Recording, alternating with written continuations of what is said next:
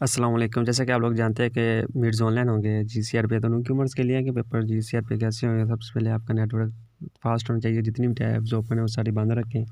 तो पेपर वाले दिन अपने गूगल क्लासरूम को ओपन करें। तो जिस क्लास का पेपर है आप उस क्लास को ओपन करें, 3 से 4 मिनट पहले ओपन करके बैठ जाएँ। तो आप रिफ़्रेश करते रहें, पूरे टाइम पे आपका पेपर आ जाएगा टाइम टेबल के अकॉर्डिंग। पेपर 2 तरह से आ सकता है, लिंक की सूरत में भी आ सकता है और न्यू असाइनमेंट यानी ब्लैंक की सूरत में भी आ सकता है। लेकिन पेपर आएगा एक सूरत में भी। तो आपका जो भी आएगा लिंक आपने वो ओपन कर लेना है पेपर, ठीक है। तो जिस ओपन करेंगे तो आपका पेपर ओपन हो जाएगा। आपकी मर्ज़ी, क्रोम पे ओपन करें या फिर ब्राउज़र पे ओपन करें, ये आपकी मर्ज़ी है। तो पेपर ओपन करेंगे, आपका पेपर ओपन आ जाएगा। अगर टीचर ने कहा ऑफिशियल आईडी से देना पेपर, तो ऑफिशियल आईडी से ही दें लॉगिन करके, या अगर पर्सनल से कहा तो पर्सनल से देने हैं। तो ये आपका पहला पेज होगा। तो आप ये फिल किए बगैर आप पेपर नेक्स्ट नहीं कर सकते। तो यहाँ पे अपने नेम, ईमेल और रोल नंबर बिल्कुल ठीक लिखना है। तो आपने अपना नेम जो भी है वही लिखना है और अपनी ईमेल लिखनी है, अपनी सही वाली ईमेल जो टीचर ने कहा है वही ईमेल देनी है। जिससे पेपर सॉल्व करना है वही ईमेल देनी है। और अपना रोल नंबर जो आपको अलॉट किया है रोल नंबर, वही रोल नंबर भी लिखना है। तो जैसे आप ये फिल करेंगे तो फिर आपने नेक्स्ट जाना है। नेक्स्ट पेपर आपका ओपन हो जाएगा। नेक्स्ट जाएंगे तो इस तरह से आपके एमसीक्यूज़ होंगे। 20 एमसीक्यूज़ हैं तो 20 एमसीक्यूज़ ही होंगे। तो टीचर्स की मर्ज़ी है, एमसीक्यूज़ शफ़ल भी हो सकते हैं, मतलब इनके ऑप्शन भी शफ़ल होंगे और ऐसा ही होगा। तो ये स्ट्रक्चर की सूरत में भी आ सकता है। अगर आपका नेटवर्क वीक है तो इस तरह आपको स्ट्रक्चर शो नहीं होगा, इसलिए आपका नेटवर्क का फास्ट होना बहुत ज़रूरी है। तो ये आप इस तरह से एमसीक्यूज़ होंगे, एमसीक्यू शफलिंग होगी, इनकी नंबरिंग की भी शफलिंग होगी। तो आप ऑप्शन एक सेलेक्ट कर सकते हैं, सेलेक्ट करके आप दूसरा भी लगा सकते हैं सबमिट करने से पहले। तो इस तरह से आपके एमसीक्यूज़ होंगे। तो आप लोग अपने सारे एमसीक्यूज़ जितने 20 के 20 है आपको इसमें सेलेक्ट करने हैं। आप सेलेक्ट किए बगैर भी सबमिट पेपर करा सकते हैं, लेकिन उसका नुकसान है, इसलिए आप एहतियात से अपने ऑप्शन लगाते जाएं जो भी होगा। आपने 20 के 20 एमसीक्यूज़ लगाने हैं। अगर आपका नेटवर्क वीक है तो आपको ये स्ट्रक्चर जितने भी है शो नहीं होंगे। तो पेपर किसी तरह से भी टीचर दे सकता है, ये तो सिर्फ आपको समझाने के लिए पेपर खुद ही बनाया है, क्रिएट किया है।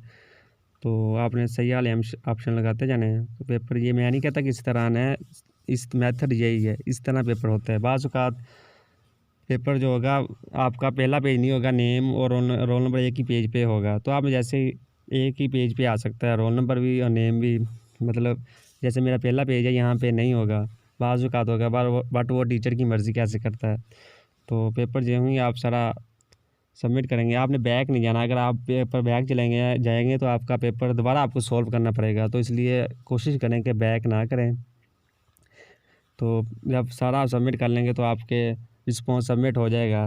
अगर आपने टाइम से बाद सबमिट किया तो आपका रिस्पॉन्स नहीं जाएगा। कोशिश करें पेपर टाइम से पहले सबमिट कराएं, लेकिन जब वो टीचर सेंड करेगा तो वहाँ पे आपको ये शो नहीं होगा, मतलब वहाँ पे आप एक ही बार सबमिट पेपर कर सकते हैं। तो इसलिए टाइम से पहले करें। अगर आपने टाइम से बाद पेपर सॉल्व किया, सबमिट किया, तो पेपर आपका सबमिट नहीं होगा। तो वहाँ पे आएगा कि आप सबमिट पेपर नहीं करवा सकते। तो इसलिए ज़रूरी है कि अपना पेपर पहले ही सबमिट करवा दें टाइम से। और यहाँ पे बैक का ऑप्शन नहीं आएगा। यहाँ पे मतलब मैं अनदर ऑप्शन पे रिस्पॉन्स कर सकता हूँ, लेकिन वहाँ आप नहीं कर सकते क्योंकि ये पेपर मैंने क्रिएट किया हुआ है। तो आपने इस बात का भी ख्याल रखना है, एक बार जो सबमिट कर दिया वही सबमिट होगा। और अगर आपने जैसे मैंने पेपर ओपन किया इस तरह का पेपर आया तो आपने वो पेपर बैक जाना है। यहाँ से नहीं, अपनी गूगल क्लासरूम पे अगेन जाना है। तो वहाँ पे जाके आपने वहाँ पे लिखा होगा ये योर वर्क पे क्लिक करेंगे।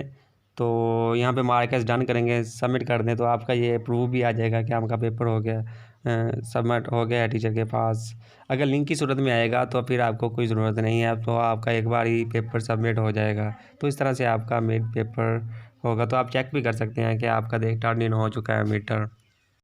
एक बार मैथड रिपीट सुन लें कि आपका पूरा टाइम का पेपर आ जाएगा। लिंक या ब्लैंक जो भी आएगा आप उसको ओपन करेंगे और पेपर आपने जिस आईडी से टीचर ने कहा उसी आईडी से देना है। ऑफिशियल आईडी से कहा तो ऑफिशियल आईडी से ही देना है, या पर्सनल से कहा तो पर्सनल ही देना है। तो अगर एक पेज हुआ तो पहले पेज पे अपना नेम, रोल नंबर और ईमेल लिखनी, फिर नेक्स्ट जाएंगे तो वहाँ पर आपने अपना पेपर सॉल्व करना है और पूरा टाइम से पहले पेपर सबमिट करवाना है। अगर ना करवाएंगे तो आपका पेपर सबमिट नहीं होगा, फिर वो टीचर की रिस्पॉन्सिबिलिटी नहीं है, तो वो आपकी अपनी रिस्पॉन्सिबिलिटी होगी।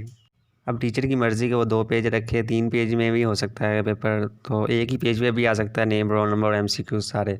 तो एमसीक्यूज़ की शफलिंग हो गई, एमसीक्यूज़ के जो ऑप्शन है उनकी शफलिंग भी होगी, तो इस बात का भी ख्याल रखें। आपके नेटवर्क का फास्ट होना ज़रूरी है, अदरवाइज़ जो स्ट्रक्चर अगर टीचर ने दिया है तो वो आपको शो नहीं होंगे। बाज़-औक़ात आपका पेपर भी सबमिट नहीं होगा अगर आपका नेटवर्क वीक हुआ, तो इसलिए आपका नेटवर्क भी तेज़ होना ज़रूरी है। हाँ, बस एक बार अगर आपने पेपर सबमिट करवा दिया तो आपका टीचर के पास रिस्पॉन्स पहुंच जाएगा, तो फिर टेंशन लेने की कोई ज़रूरत नहीं है, आपका पेपर सबमिट हो जाएगा।